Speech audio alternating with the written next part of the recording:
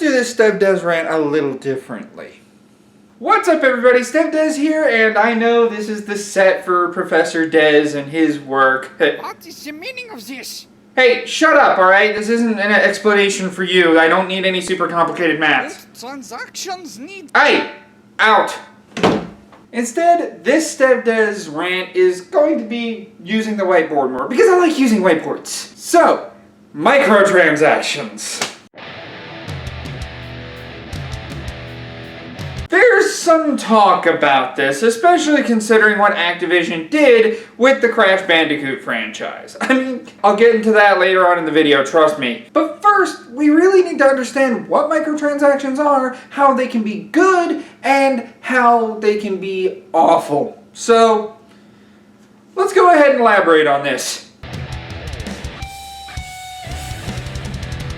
Now, before we really get into this, we need to understand what exactly a microtransaction is and what it's used for. Well, obviously making money, but you know what I mean. Microtransactions are transactions that are built within a game. So, they're part of the game, but are not a required part of the game. A microtransaction, just as using real-world money is concerned, could also be what you're doing with NPCs, as far as shops and stuff. That's a transaction within the game. So a more realistic sense of the word, as far as how we use it every day, is a transaction built within a game that uses real world money.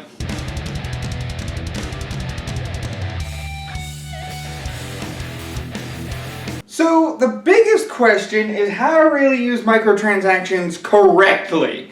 So we need to come up with a few rules as far as this is concerned, because what recently happened with Activision, causing this bloody brick to just make several videos ranting about the subject. No, really, Caddy, I actually really do enjoy your work. You keep on ranting about what you're passionate about. So when it comes to how microtransactions work, there are 3 different rules that I thought of that would make microtransactions far more acceptable. And don't worry, just like in the last video, I have examples.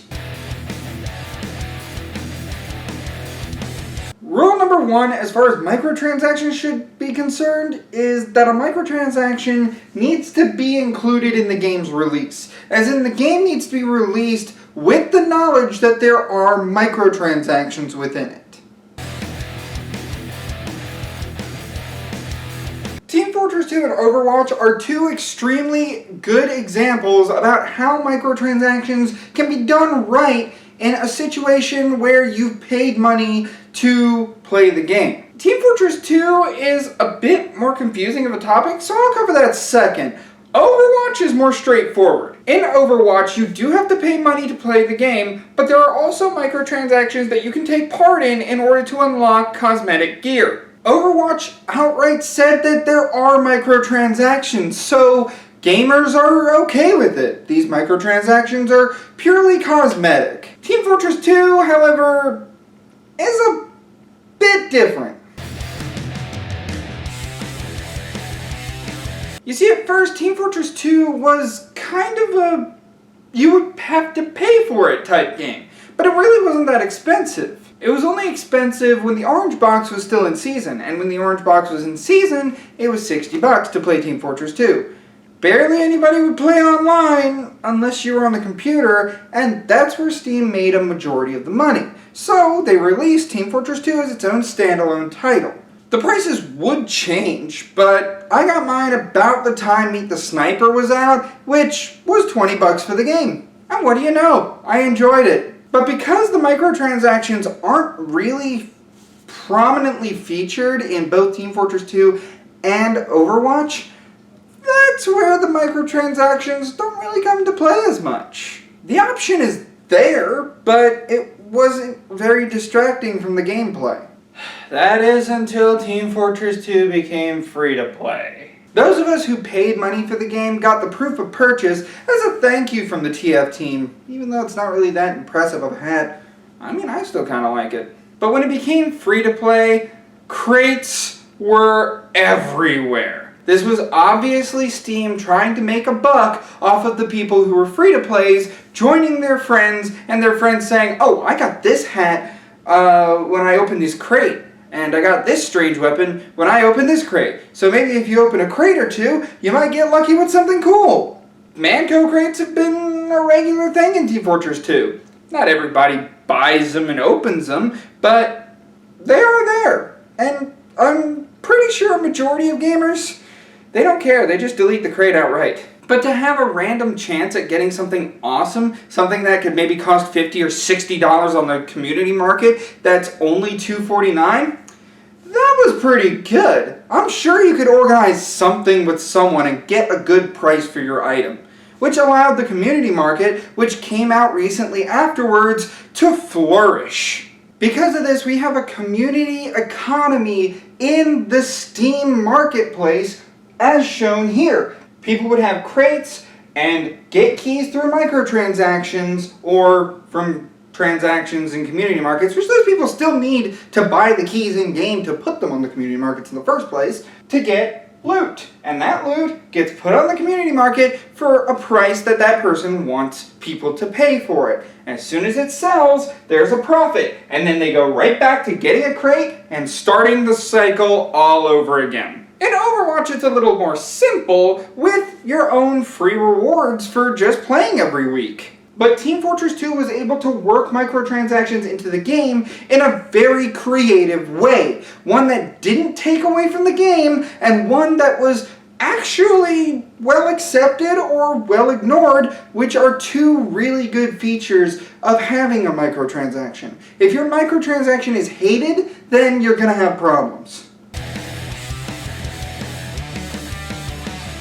Rule number 2 is that free-to-play games really should have microtransactions, as the creators of the game wouldn't be getting compensated for, working on the game for so long. Jumping back to Team Fortress 2 right quick, Team Fortress 2 really pushed the microtransactions and really pushed gamers getting crates when it went free-to-play. It was always part of the game, but they just pushed it a little more. Like I said though, nothing stopped you from deleting the crate. The Clash series, League of Legends, Dota, these are companies behind the games that I just mentioned that understand that microtransactions in a free-to-play game helps make that free-to-play game stand out. Gamers feel as though when they contribute with a microtransaction, it helps further the game that they enjoy. This is why Team Fortress 2 went so heavy on the microtransactions. They needed to know that fans were indeed supporting them, and in return, fans got goodies for it. The only way a market system works is if there's an exchange of things that both sides want. Just having costumes does not make microtransactions good. There has to be more going into it. They need to know where their money is going. This brings us into the last rule, that it should never, ever, ever be used on nostalgic properties. I was going to buy Crash Team Racing Nitro Fueled until Activision did this to it.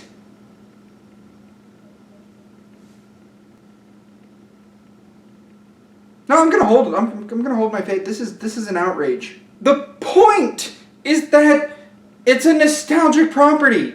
It is a remake of a very beloved game, and you made the prices for the extra skins fair. Sure, there was going to be a grind, but it encouraged more people to go online. And then when all of the online gamers that were there had costumes and all that, it would have been amazing. You would have said, wow, that guy earned that. He raced enough. He must be a good gamer. However, there are links in the description as far as Caddicarus' view on what it was before the system and what happened after, so I'm not going to waste my time here. Go check those videos out. But this rule is blatantly ignored by Activision. So is the first one. The game's out. People have reviewed it and people have made it great games, and gamers like me are like, wow, okay, so it is a good game. I want to buy it now. But now I don't want to buy it, because Activision put friggin' microtransactions in it. In fact, if I was late at buying this, then I probably would have read that little word right there that one right there, that one, and said no, because they ruined CTR for me. I never played Crash 1, and my memory of Crash 2 was only a few levels, because, honestly, I was the gamer that never got Cortex the crystals. I knew Cortex was the bad guy. But Crash Bandicoot 3 is the only reason I bought this game, because I played Crash Bandicoot Warped like crazy. The second Crash Bandicoot game I ever played and beat was Crash Bandicoot Cortex's Revenge? The fourth one, the not as good one. In my opinion, it was still a good game, regardless of the loading times people complain about, but Activision, you make titles like this worthless to me. What next? You're going to include DLC available on the shop in order for people to get 99 lives so they don't have to worry about dying on the hard levels? Yeah, good job, Activision. I know I've been ragging on Activision a lot in this, but it's honestly the main franchise I have a problem with microtransactions in. At first, I really never thought microtransactions were that much of a problem, but after pointing out that it's not even part of the box, and how underhanded of a scheme it is that Activision's doing, I think this is a time in gaming history where we as gamers need to come forward. Honestly, if I had bought the game, as soon as microtransactions were announced in it, I would have sent the game back to GameStop immediately and demanded my money back.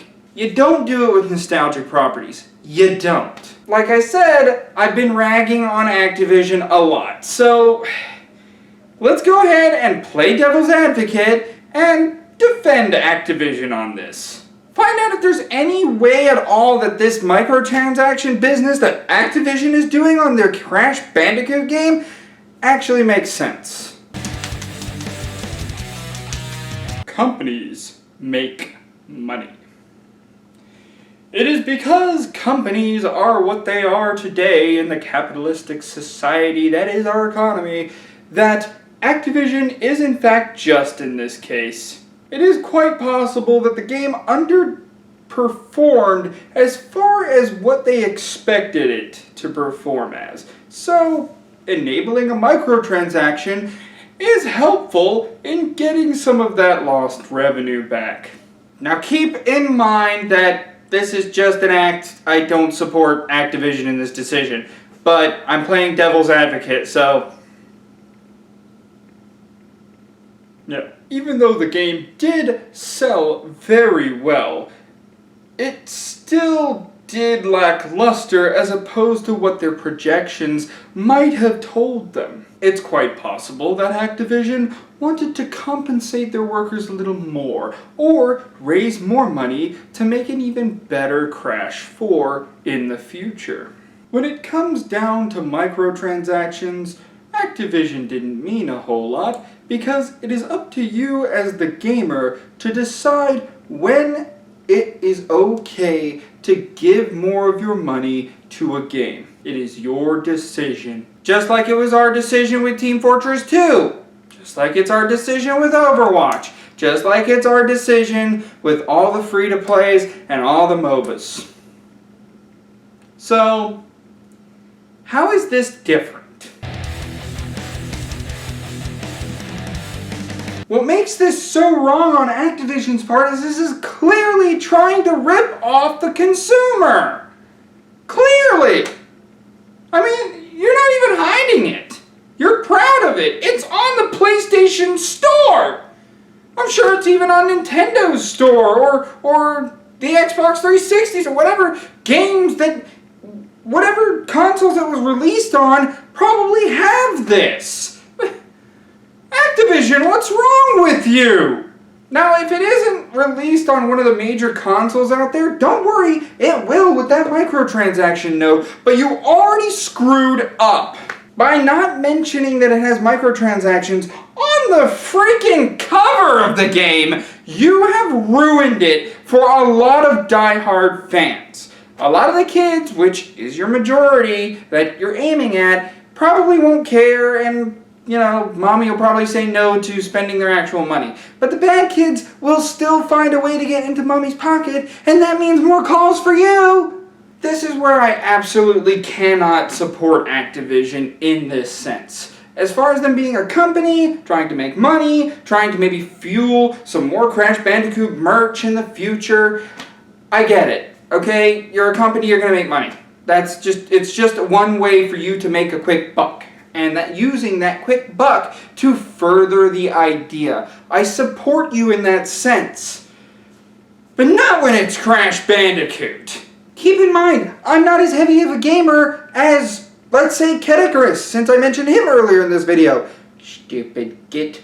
But considering that a die-hard Crash Bandicoot fan is willing to waste over half an hour of his life telling you where you screwed up, take it off the store. It's not too late. Revert the prices back to normal. You might earn some respect, and you might earn my $60 in doing so. That's more than, what, the $25 for 1,100 Wumpa coins? I think as far as microtransactions and their definition, these 3 rules tend to sum up what at least casual gamers like me feel microtransactions should be used for. They really shouldn't be anything that's nostalgic. They should be on free-to-play games so that gamers have a way to support the creators, and honestly, they gotta be available on release, man. Otherwise it just seems like you're stealing money from gamers. So what do you think? Do you think microtransactions in any sense are acceptable, or do you think they're a plague upon mankind, or any other part in between? Leave a comment below and let me know what you think. For more what-ifs in the realm of video gaming and Dragon Ball alike, and these rants every other week as far as the video game what-if slot, go ahead and hit that subscribe button. Like the video if you enjoyed it, and as always, I'll see you in the next one. Ciao.